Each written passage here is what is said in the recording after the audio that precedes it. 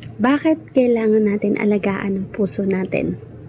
Hi, this is Jill at naniniwala na God is always with us. Kaya pag-usapan natin ang cleanliness next to godliness. Sa Tagalog, ang kalinisan ay kasunod ng kabanalan. Napaisip ka, no? Siguro ang iniisip mo sa kalinisan sa katawan, tama ka. Ngunit, malalim itong kahulugan. Dahil sapagkat sinabi sa Mateo chapter 15 verse 19, sapagkat sa puso nagmumula ang masamang pag-iisip, pagpaslang, pangangalunya, pakikiapid, pagnanakaw, pagsisinungaling at panlalait.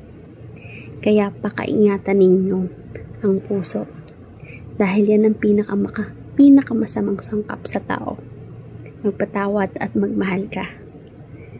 Kapag madumi ang puso mo, masama ka. At kapag mabuti ang puso mo, pagpapalain ka ng Diyos. Ikaw, sa tingin mo, bakit mahalaga ang puso para sa'yo? Comment down below.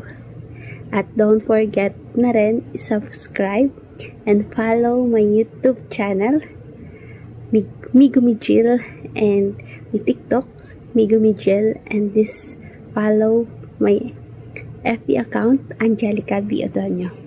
And you will receive every day, you will receive an inspirational message for me. And pagpipray kita palagi. Kung ano yung gusto mong pag-pray ko na mangyari sa buhay mo, pag-pray natin yun at matutupad yan. Okay? At tulungan natin ang bawat isa na maka-inspire. Kaya gusto ko mag-share kayo ng Bible verse nyo na mahalaga sa inyo, and then I will choose person na mag-share ng Bible verse. I will choose person na then mag-comment kayo ng Bible verse na paborito nyo at kung bakit yun yung naging favorite nyo. At ipili ako ng mga taong mag-share ng kanilang Bible verse at i-share natin to.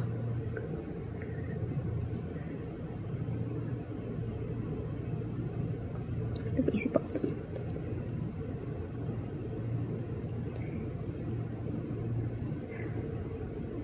Open ang so comment down below kung meron kang Bible verse na gusto mong i-share at nakaka-inspire.